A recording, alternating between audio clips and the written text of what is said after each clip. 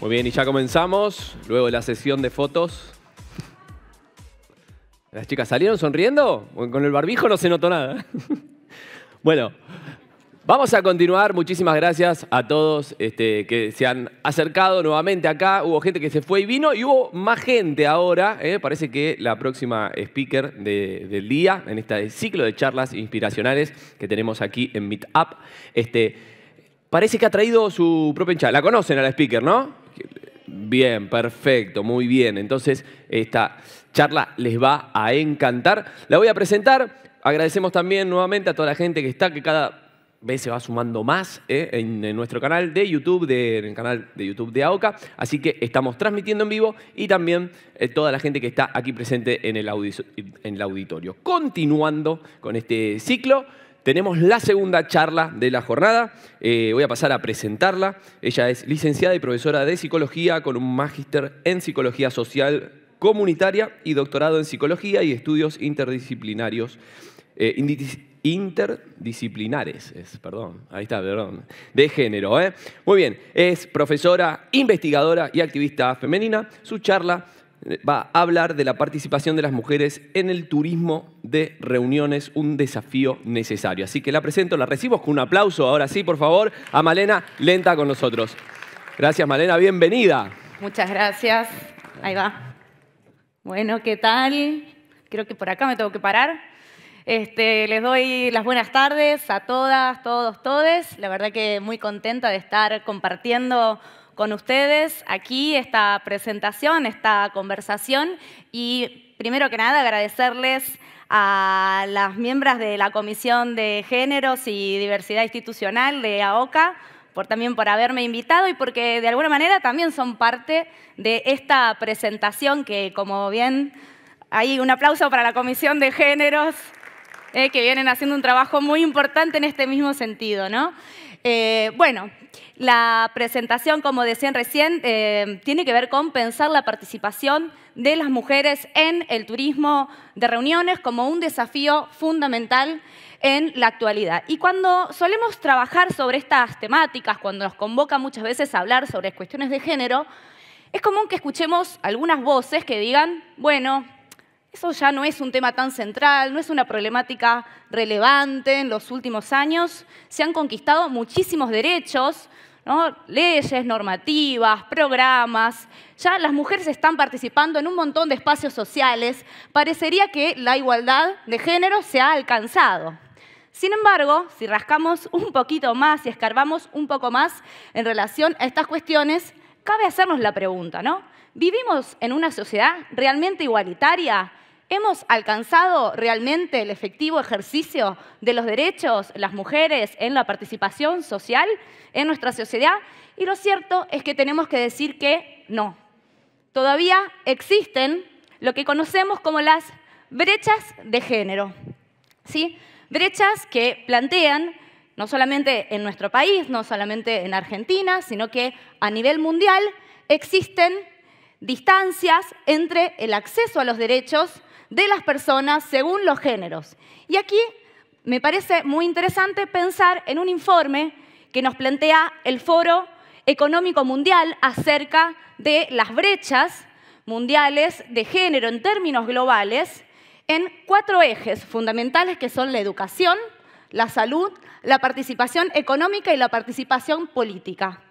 Cabe señalar que este informe se hizo en el año 2017, antes de la pandemia, antes de que incluso estas brechas, podremos pensar, crecieron, se exacerbaron. Y justamente este estudio mundial, publicado de muchos lugares, ustedes pueden acceder porque es bien interesante, nos planteó que para 2017 la brecha global de género a nivel mundial es de 100 años. ¿Qué quiere decir esto? Que al ritmo en que venimos avanzando en la conquista de derechos, en la participación, en las distintas organizaciones, mujeres y varones, bueno, todavía nos faltan a este ritmo 100 años para alcanzar la igualdad. Evidentemente, es un dato muy preocupante. Sobre todo, ¿sí? Vemos 2 extremos de esta brecha. Por un lado, lo que ocurre en el ámbito de la educación y lo que ocurre con la participación económica de las mujeres. Si pensamos en la brecha en educación, y eso lo podemos observar en la realidad también en nuestro país, a nivel global, la brecha se cerraría dentro de 13 años. ¿Sí? Porque, de hecho, las mujeres venimos avanzando en la formación educativa. En Argentina, por ejemplo, hoy somos mayoría las mujeres en el plano de la educación superior. Cada vez hay más mujeres con formación universitaria, con muy buenos rendimientos, que terminan la educación superior, incluso más que los varones. Pero si pensamos en relación a la brecha económica, acá las cosas son muy distintas. La brecha económica entre mujeres y varones es de 217 años, ¿no? Un problema, evidentemente. Es el extremo, ¿no?, que hace que lleguemos a una brecha de 100 años. 217 años necesitaríamos a este ritmo de avance de las medidas políticas, sociales de igualdad para encontrarnos en el plano económico en una situación similar a los varones. Entonces, también nos podemos preguntar por qué esto es así, por qué ocurre esto. ¿Cómo después de tantos años, de tantas discusiones, de tantos avances como sabemos que se están dando no solo en nuestro país, sino en el mundo, con toda la participación que tenemos en un montón de espacios, todavía persiste estas brechas globales de género y en particular la brecha económica? Sin lugar a dudas es porque existe una vigencia muy importante de los estereotipos socioculturales de género basados en el orden social patriarcal que siguen organizando la vida de las personas en nuestra sociedad y en nuestra cultura. Cuando hablamos de estereotipos socioculturales de género, estamos pensando en ciertos modelos, en ciertas normas que se nos imponen a las personas según cómo seamos clasificadas en función de nuestros cuerpos sexuados. Cuando nacemos se nos ubica como mujeres o como varones. Pareciera que solamente existieran esos dos géneros, hay más. Pero bueno, a partir de ahí nos suponen determinadas características personales, actitudinales, y eso marca nuestras vidas, marca nuestras trayectorias vitales, lo que podemos hacer y lo que no, en función de cierto orden, ¿sí? Porque estos estereotipos socioculturales de género son binarios, ¿no? Nos dividen como varones y mujeres, son heterosexistas, supone que hay una sexualidad solamente válida, que es la heterosexual, y patologiza otras, y además nos plantea un orden androcéntrico, es decir, que en esta diferenciación valora mayormente a lo masculino, a lo que tiene que ver con el mundo de los varones, aquellos que son clasificados en este espacio. Y esto, a su vez, tiene consecuencias en otro plano, que es el plano de la división social de los espacios, y en particular la división social del trabajo, cuestión que evidentemente tiene mucho que ver con esas brechas de género. Como verán acá en la pantalla, cuando hablamos de la división social de los espacios y la división social de los trabajos, encontramos que para las personas ubicadas como mujeres, el espacio es lo doméstico, el espacio es el cuidado, el espacio es lo sentimental, el hacerse cargo, ¿sí?, de cuidar a la familia y a los hijos. Tienen esos mandatos. En cambio, para los varones, el espacio es el espacio público, el trabajo asalariado, el poder, lo económico, el dinero. Y esto tiene consecuencias no solamente en la organización general de la sociedad, sino también en cualquiera de los espacios por los que las personas transcurrimos nuestras vidas, incluyendo, por supuesto, el mundo del trabajo. No solamente estas características, ¿sí?, de división sexual del trabajo aparecen en nuestras casas. Cuando vamos a trabajar, y de hecho cada vez lo hacemos más, ¿no?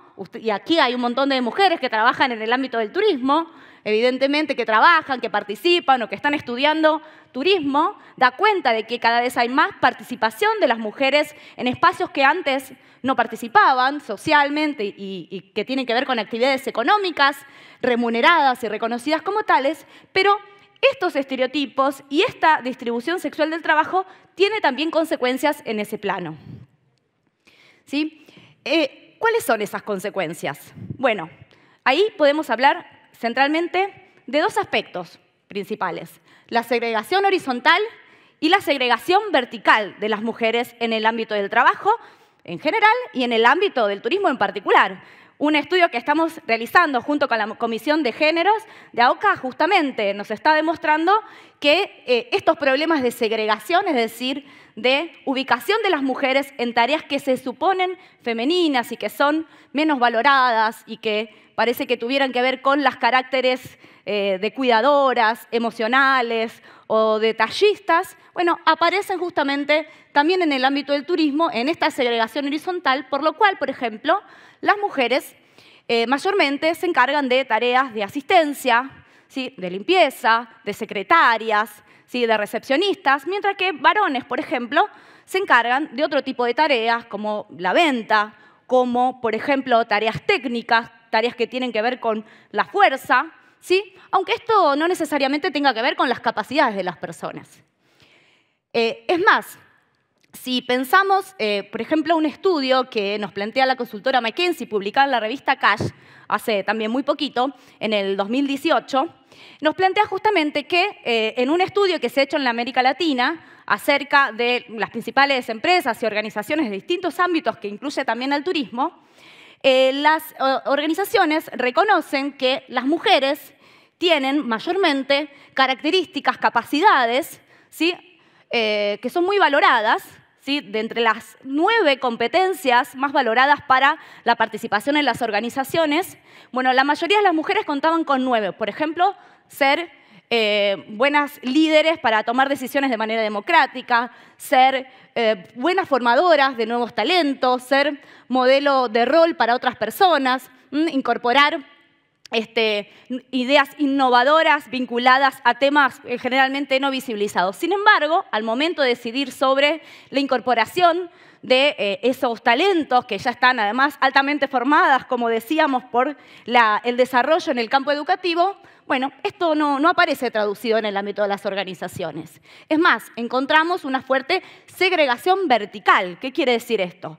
Que a medida que van avanzando en la jerarquía, en los puestos de las organizaciones, en la toma de decisiones, en la responsabilidad, cada vez hay menos mujeres. Y aquí otra vez, interesante, este mismo informe que les mencionaba recién, que menciona que entre 345 organizaciones, empresas que en América Latina tenían o no tenían mujeres en los consejos de administración, en los cargos jerárquicos, justamente se encontraron que aquellas que sí tenían al menos una, sus rendimientos económicos eran superiores, ¿no? Entonces, ahí vemos cómo, por ejemplo, esta segregación horizontal y esta segregación vertical no obedece a la capacidad o no capacidad que tenemos las mujeres para participar en las organizaciones, para desarrollar determinadas tareas, sino claramente a estereotipos socioculturales de género que se expresan, por ejemplo, en brechas salariales, peores salarios frente al mismo trabajo y también en una discriminación, ¿no?, donde se supone que, bueno, las mujeres no van a estar capacitadas para realizar distintas actividades porque no se van a aguantar quedarse muchas horas trabajando fuera de su horario, o se las va a cuestionar, por ejemplo, cuando eligen su carrera frente a expectativas que hay sobre su vida personal, ¿no? Esto muchas veces, preguntas que sobre las decisiones de los varones no aparecen cuando nos encontramos con mujeres en el ámbito no solo del turismo, sino en otros ámbitos, rompiendo con los estereotipos socioculturales de género por el tipo de trabajo que realizan.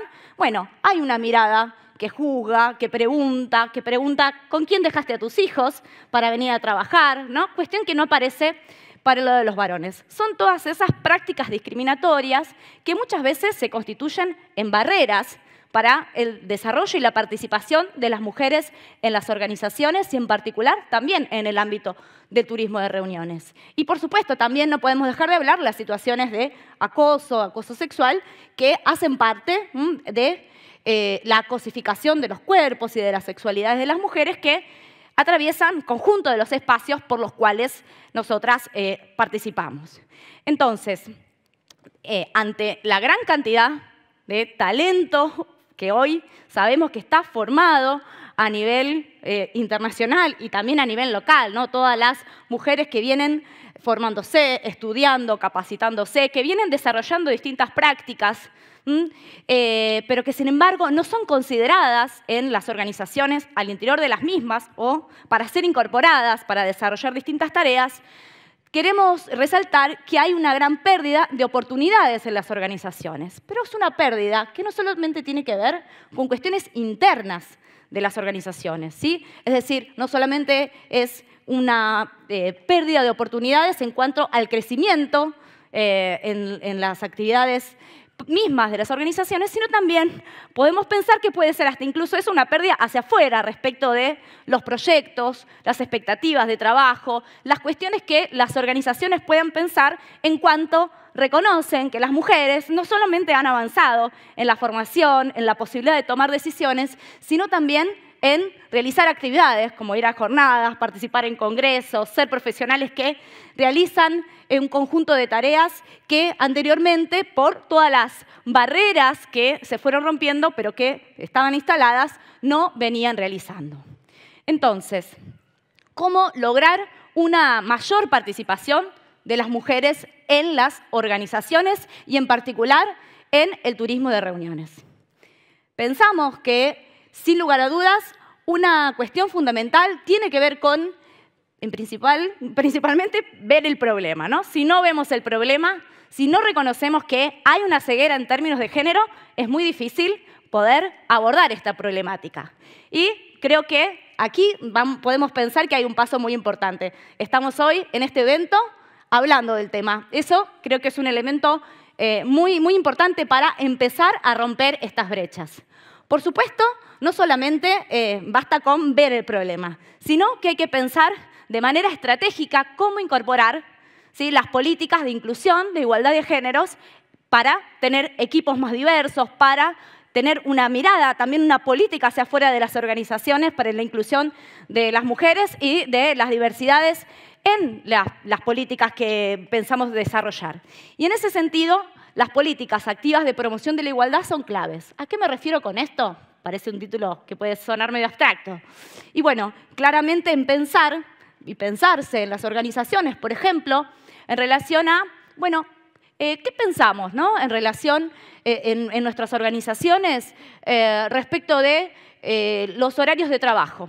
¿Cómo organizamos la jornada laboral de trabajadores y trabajadoras? Cuando incorporamos a alguien, ¿estamos pensando que tiene una familia, que tiene hijos, que no lo tiene? ¿Solo lo pensamos cuando incorporamos a las mujeres? ¿O también podemos pensarlo cuando incorporamos a los varones? Podemos también pensar que nuestras organizaciones pueden ser pioneras en la democratización de las tareas del cuidado, ¿no? Puede ser que eso tenga unas consecuencias no solamente para el mejoramiento de la vida de las personas que son parte de nuestras organizaciones, sino que también para el propio desarrollo de las tareas y el propio desarrollo del trabajo. Seguro que sí, en muchos países en donde ya se están implementando este tipo de prácticas, no hay caído la productividad de las organizaciones, más bien todo lo contrario, cuando varones, mujeres pueden participar en las tareas del cuidado, desarrollar su vida personal, además de su vida laboral, en general desarrollan mejor su práctica en el ámbito del trabajo. Otro aspecto también muy importante tiene que ver, en este sentido, con cómo incorporamos o cómo pensamos la incorporación de personas en nuestras organizaciones. ¿Pensamos los nuevos cargos, los espacios, las necesidades que tenemos ya generalizadas o podemos tener una política que esté basada en la incorporación de los talentos según estos talentos mismos, según sus capacidades y no según su género, ¿no?, y las expectativas que tenemos en relación a esto? La otra cuestión también muy importante es atender a los sesgos de género, una cuestión fundamental. Y cuando pensamos en los sesgos de género, tiene que ver con que no solamente buscamos promover que las mujeres puedan ocuparse de espacios, de tareas, de funciones que históricamente fueron dedicadas o propias de los varones, esperadas para los varones, sino también todo lo contrario, pensar cómo podemos promover que los varones desarrollen tareas que históricamente han desarrollado las mujeres, ¿no?